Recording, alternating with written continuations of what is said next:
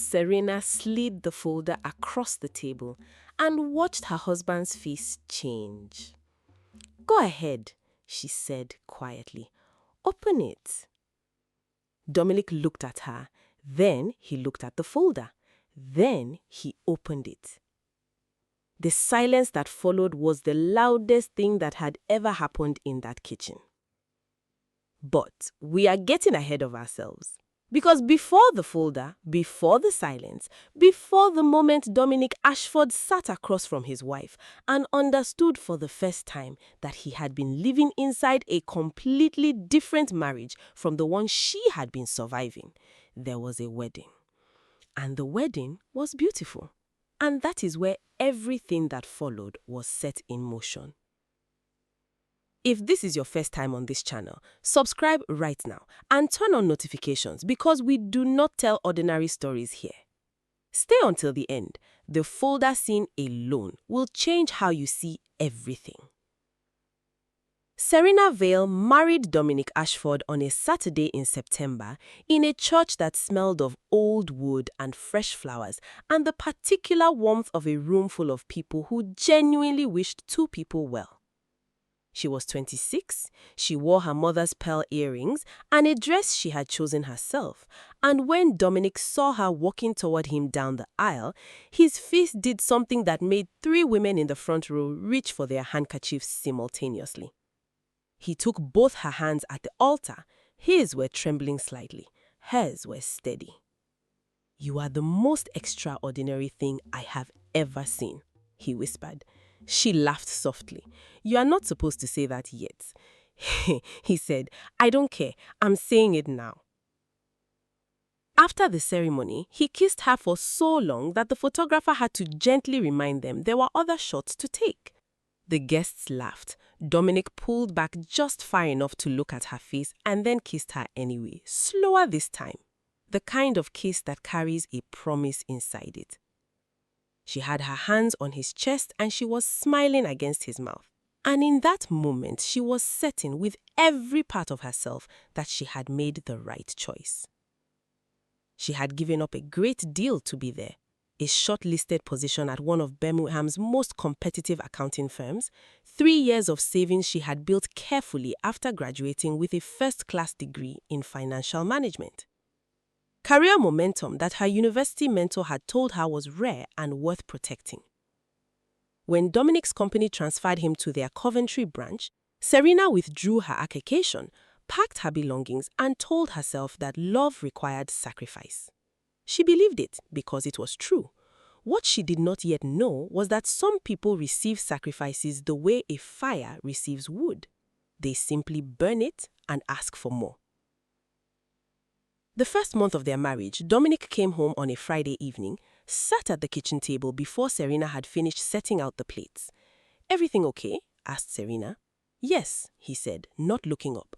"Just sending Mom her money." She set a plate down carefully. "How much?" he told her. She stood very still. "Dominic, that is almost everything. Rent is due in 11 days. He finally looked up. His expression was calm in a way that told her this conversation had already concluded inside his head before it began. "Serena, you know how to manage. Just this month. We'll sort it properly next month." Serena managed. She pulled from her savings. She paid the rent, the electricity, the groceries, the internet, the water bill, and a small amount she transferred quietly to her own mother who had been unwell and had not asked for anything, which somehow made it worse. She told herself it was 1 month. It was not 1 month. The second month, the same thing happened. Dominic's salary left their account and traveled to his mother Marguerite before Serena could blink. The reason that month was Elliot's university accommodation fee.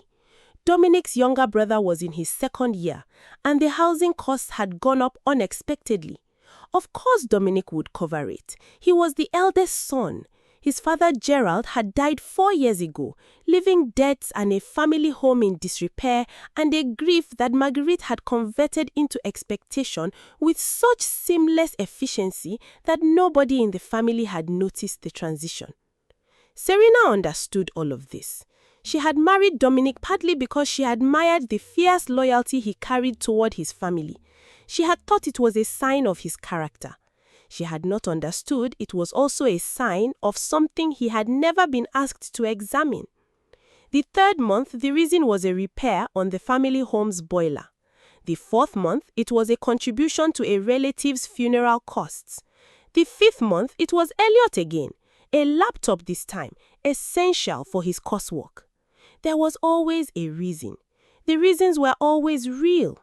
That was what made them impossible to argue against and devastating to absorb. By the sixth month, Serena's savings were gone. She did not tell Dominic. She sat with that fact alone one evening after he had fallen asleep, doing the arithmetic in her head with the particular focus of a woman who has a first-class degree in financial management and is now applying it to her own disappearance. The numbers were unambiguous. She was out. She began taking freelance bookkeeping work, a hair salon 2 streets over. A woman named Patricia who ran a small catering supply business from a unit near the ring road. The income was modest, but she treated it the way a person treats water in a desert. She rationed it, she stretched it, she made it cover things it had no business covering. And she never mentioned it to Dominic because he never asked. He came home every evening to a warm flat, a cooked meal, paid bills, and a wife who smiled at him across the table. He kissed her cheek when he walked in. Sometimes he kissed her properly, both hands on her face the way he had at the altar. And she would lean into it because she loved him. And loving him was not the complicated part. The complicated part was everything surrounding it. He told his work friend Clifford that Serena was remarkable. She just handles things, he said one evening on the phone, while Serena stood in the kitchen doorway holding a dish towel. You never have to worry about her. Incredible manager. He was laughing softly. He did not see her standing there. She went back to the kitchen. She turned off the stove. She stood at the counter for a long moment with both hands flat on the surface. That night, something shifted inside her. Not a dramatic break, not a decision she could fully name yet. Just a small, precise movement, like the first hairline crack in a wall that still looks completely solid from the outside. She lay beside Dominic that night, listening to him sleep with the easy breathing of a man who has no idea anything is wrong. And she stared at the ceiling and began, very quietly, to think. Drop a comment right now and tell us where in the world you are watching from, and if you have ever been told to just manage. This story is for you. It was the 14th month of their marriage when Serena made a decision. She did not announce it. She did not argue about it. She did not consult anyone, including Pauline, her closest friend, who had been watching from a careful distance for over a year and had said nothing because she knew Serena well enough to know that she would speak when she was ready and not a moment before. Serena had noticed something. Coventry's corporate event scene had a persistent and unaddressed problem. The offices, the councils, the universities, the non-profits, the mid-sized companies holding quarterly team days and annual dinners. They all needed catering, and the catering was always mediocre, always ordered from the same 3 uninspired suppliers, always an afterthought dressed up as a decision. Serena had grown up watching her grandmother, Eleanor, cook for entire communities. Funerals, weddings, harvest celebrations, school fetes. Eleanor moved through a kitchen the way some people move through a familiar house in the dark, without hesitation, without panic, knowing exactly where everything was and exactly how long everything needed. Serena had inherited not just the skill, but the organizational precision underneath it, the ability to feed 200 people without losing control of a single element. She took £300 she had set aside carefully from her freelance work and she registered a business. She did it quietly on a Tuesday afternoon while Dominic was at work in the small spare room she used as a home office. She called it Serena Provisions. She had cards printed at a shop near the city center. She called Patricia from the catering supply unit and told her what she was doing. Patricia said she had been waiting for someone to do exactly this and immediately put her in contact with 3 event organizers she knew personally. Serena's first job was a working lunch for 20 people at a small non-profit office on the edge of the city center. She made herb-roasted chicken thighs with seasonal vegetables, a wild rice and pomegranate salad, and individual lemon tarts that one of the attendees photographed and posted online without being asked. They called her the following week and the week after. Within 6 months, Serena Provisions was known across 4 corporate addresses in Coventry. Within 9 months, she had a rotating team of 3 women she brought in per event, all of them skilled, all of them reliable, all of them women who worked the way Serena worked, with precision and without drama. Within 12 months, she was clearing more money each month from the business than Dominic's salary. He had no idea. She was not hiding it out of spite. She knew exactly why she was hiding it, and the reason was not anger. She had watched for 14 months how Dominic received information about money. She had watched how quickly the logic of family obligation could reroute any available resource towards Marguerite before Serena could finish a sentence. She needed the business to be fully real, fully documented, fully hers before anyone else could reach for it. She kept the business income in a separate account. She paid the household bills from it as she always had, maintaining the appearance of the same careful management Dominic had always praised. The rest she reinvested or saved, and every month Dominic's salary left the account and went to his mother, and he came home and kissed Serena at the door and asked what smelled so good and sat at the table and ate and told her about her day, and she listened and smiled and said the right things, and underneath all of it, she was building something in the only space she had been left, the silence he had never thought to fill. Marguerite visited twice during this period. She was a tall, composed woman who had converted her widowhood into authority so completely that you could feel her opinion of a room before she had fully entered it. She had accepted Serena at the wedding with the specific warmth of a woman who is pleased her son has chosen well, but wants that son to know the choosing was ultimately her standard being met. During the second visit, Marguerite drew Dominic aside in the hallway while Serena was in the kitchen finishing a pot of soup. She did not lower her voice quite enough. "Is she working?" Marguerite asked. "She used to," Dominic said. "Now she manages the house." "Is she contributing anything?" "She manages everything, Mom. She's brilliant at it." Serena at the stove added a handful of herbs to the pot and said nothing. She had become a word, manages, a function, a setting on an appliance that was running smoothly and therefore required no further attention. She stirred the pot. She kept building. It was a Thursday evening in the 27th month of their marriage that everything cracked open. Dominic came home wearing the particular expression of a man who has already resolved something internally and is now only present to deliver the announcement. He sat, he asked for tea, he drank it slowly, both hands around the mug, in the way of someone gathering themselves. Then he looked across the table at Serena and said he needed to tell her something. His mother wanted to renovate the family home. A full renovation. The estimate from the contractor was £80,000. He had already told Marguerite he would handle it. He was planning to take a loan from his employer's salary advance scheme and redirect their savings contributions for the next 3 years. Serena set her cup down very carefully. "Our savings," she said. "We have enough of a base to Dominic." Her voice was quiet, quieter than he had ever had it.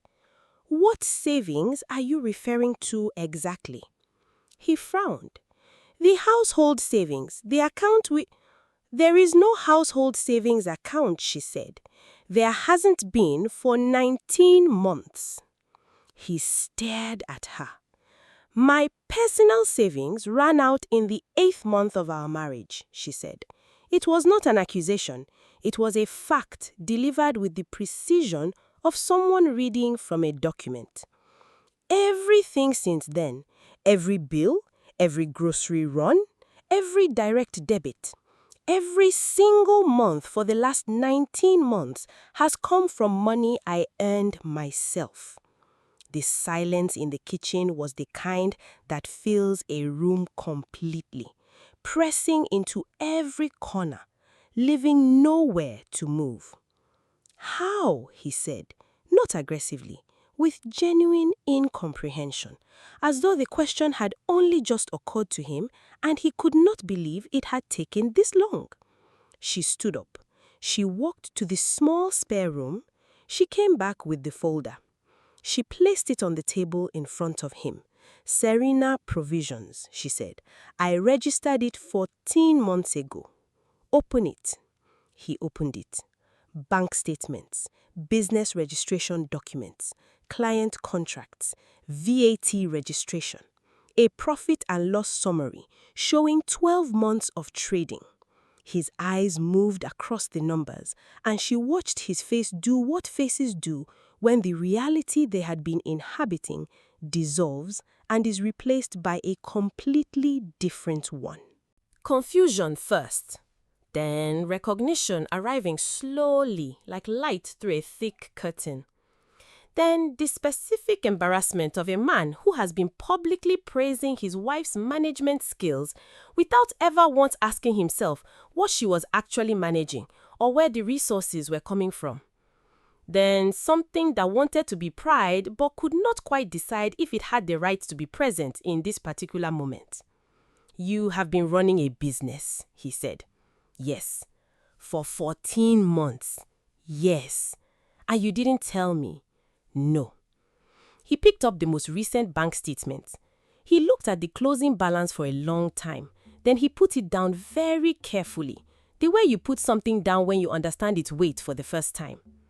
"Ada," he said, and then stopped because he had used her grandmother's name by accident, the name Serena's family used for her when they meant something serious, and they both noticed it. "I want to have a real conversation, not a fight, a real conversation about what this marriage has been and what you have believed it was. Those are two different things, and I need you to understand both. Like this video right now if you feel what Serena is feeling, and keep watching because what she says next is the part that changes everything." Dominic did not interrupt. That was the first thing she noticed. She had prepared for interruption. She had prepared for the defensive pivot, the raised voice, the invocation of her mother's widowhood as a shield against accountability. She had prepared for all of it because she had lived with him for over 2 years and she knew how he moved through difficult conversations, usually by moving away from them. But he sat still and he listened. She told him she respected his love for her mother deeply and genuinely. She told him she understood what it meant to be the eldest son of a man who died, leaving things unfinished. She told him she had never once asked him to abandon his family, and she was not asking now. But she needed him to hear what his choices had communicated, regardless of his intentions. Because intention and impact are two different things, and a marriage cannot survive on intention alone. She said, "Dominic, when you hand your entire salary to your mother every month, and you turn to me and say, 'manage,' what you are saying underneath all the love and the loyalty is this: your needs are not my responsibility. Your survival is not my concern. Work it out yourself." She said it without cruelty, without tears, with the specific clarity of a woman who has rehearsed the honest version of this conversation rather than the angry one, because she knew the angry one would let him off the hook by giving him something to push against. He had nothing to push against, just the truth sitting between them on the kitchen table next to a folder of bank statements. Dominic, she said, I made a decision 2 months ago.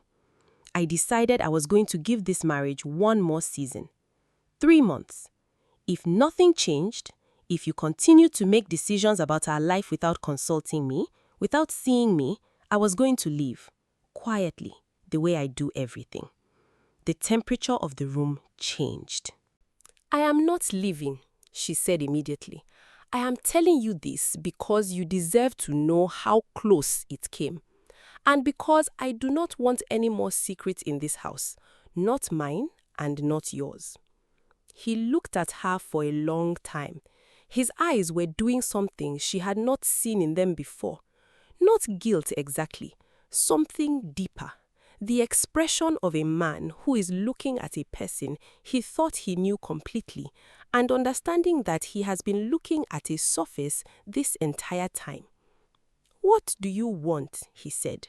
Not rhetorically, not defensively. A real question from a man who has just realized he has never actually asked it. She told him.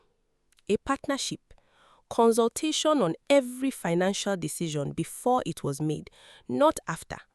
For her contributions, the invisible sustaining daily contributions to be named and acknowledged out loud and not just praised to his work friends as convenient management. For him to have a real, honest conversation with Marguerite about what was financially sustainable going forward. She told him she was not asking him to choose between his mother and his wife. She was asking him to stop arranging the marriage so that she was the one who paid for his loyalty to both. Your mother is not my enemy, she said, but the way you have built this has made me the one who disappears so she can feel secure. That is not love, that is not fairness, and I need you to see it. He was quiet for what felt like a very long time. The kitchen clock ticked. Outside, a car passed. Somewhere in the building above them, a door closed. Then, Dominic covered his face with both hands. I have been an idiot, he said. She did not agree and she did not contradict. You have been a person who was not paying attention, she said. That is different from being a bad person. One of those things you can fix. He looked up. His eyes were red at the edges. Show me the business again, he said. All of it, from the beginning, slowly. She walked him through every page. He asked questions she had not expected. Genuine ones, not performative. How did you find your first clients? How do you manage the staffing for large events? What is your busiest season? How did you handle the VAT registration alone? He was not asking about the business. She understood that. He was asking about her, the version of her that had been sitting across from him every single day for 2.5 years, doing things he had never thought to ask about. At some point, he reached across the table and took her hand. She let him. His thumb moved across her knuckles the way it used to in the early months before everything became about management and survival, and the quiet accumulation of unspoken things. I don't deserve this hand right now, he said. No, she said honestly, but you have it anyway, because that is the kind of woman I am. And I need you to understand the difference between taking advantage of that and honoring it. He nodded. He did not let go. He called Marguerite the following evening. Serena did not listen at the door. She sat in the living room with a cup of tea and a book she did not read, and she waited. The call lasted 55 minutes. When Dominic came back into the living room, he looked like a man who had run a very long distance and had finally stopped. He sat beside her on the sofa and leaned his head back against the cushion and closed his eyes for a moment. I have told her, he said. I have told her I cannot continue to give everything. That I have a home here and a wife here and responsibilities here that I have been neglecting. I told her I will send a fixed amount every month, reliably without fail, but not everything, never again everything. Serena said nothing. She let the silence carry it. She was not happy, he said. She will be okay, Serena said. She's a strong woman. She has survived harder things than a reduced transfer. Something crossed Dominic's face. Something that might have been gratitude or might have been the quiet surprise of being understood by someone you did not know was paying that quality of attention. He turned toward her on the sofa. He reached up and touched her face with both hands, the way he had at the altar, slowly, like something he was remembering. She looked at him. He kissed her forehead first, then her cheek, then her mouth, softly, without urgency, the kind of kiss that is not about passion, but about something more difficult, about returning to a person after being away from them without realizing you had gone. She kissed him back. Her hands found his arms and held them. They sat like that for a long time in their living room in the quiet of a marriage that had just survived something that many do not. They made a budget together that night, side by side, at the kitchen table, for the first time in their entire marriage. Her business income in one column, his salary in another, fixed expenses, savings targets, family contributions, an emergency fund, a holiday fund that she insisted on including and he did not argue with. There was a small disagreement about a date night allocation. She wanted a monthly line item. He raised an eyebrow at the number she wrote down. £20, he said. Per month, she confirmed. Serena, that is 1 meal for 2 people. It is a walk, she said without smiling, and something warm afterward. That is enough. He started to laugh. A real laugh. Unguarded and genuine, the kind that had been rare for too long. And then she smiled, finally, because the sound of it did something to her chest that she could not explain and did not need to. 6 months after that conversation, Dominic called his mother on a Sunday and did something he had never done before. He told her about Serena Provisions. He told her what Serena had built, the entire story. Marguerite was quiet for a long time after he finished. Then she said she wanted to come and visit. Not to ask for anything, just to visit. She arrived on a Friday afternoon and Serena cooked for her. Not from obligation, not from strategy. She cooked because Marguerite was Dominic's mother and Dominic was her husband, and that was reason enough. She made everything the old woman had mentioned loving in passing over 2 years of visits, dishes Serena had filed away without ever being asked to. After dinner, Marguerite found Serena in the kitchen. She stood in the doorway for a moment, then she said, "You have been carrying more than I knew." "Yes," Serena said simply. "My son did not see it. He sees it now." Marguerite crossed the kitchen and stood beside her. She put her hand on her arm the way older women do when they mean something they do not have the exact words for. Then she said, "You are not what I expected." "What did you expect?" The old woman almost smiled. Someone easier to overlook.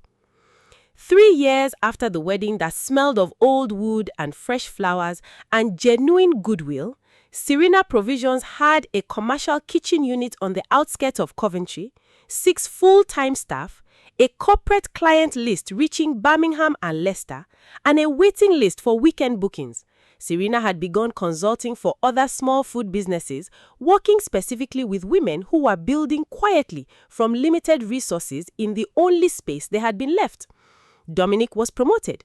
He sent Marguerite her fixed amount every month without fail, not because Serena required it, but because he had finally made the choice consciously, the way adults make choices, with full awareness of what he was deciding and why. They named their daughter Evelyn Grace. Serena chose Evelyn for her grandmother, who taught her that feeding people is one of the most powerful things a woman can do. Dominic chose Grace because he said he wanted their daughter to grow up understanding that grace is not weakness. It is the choice to extend what was never extended to you.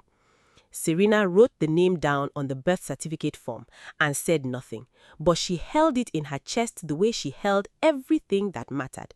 She had been told to manage. She had managed her grief into discipline, her invisibility into a business, her silence into the most honest conversation her marriage had ever had. And when the moment finally came, she had not arrived with ultimatums or accusations. She had arrived with a folder and the quiet, devastating power of a woman who had been building in the dark and was no longer afraid of the light. If this story reached something in you, hit the like button right now and share it with someone who needs to hear it today. Subscribe if you are not already here, because we tell stories on this channel that stay with you. And before you go, drop a comment and tell us where in the world you are watching from. Tell us if you have ever been told to just manage. We read every single comment and your story matters here. Do not wait until the folder is on the table to see what the person across from you has been carrying.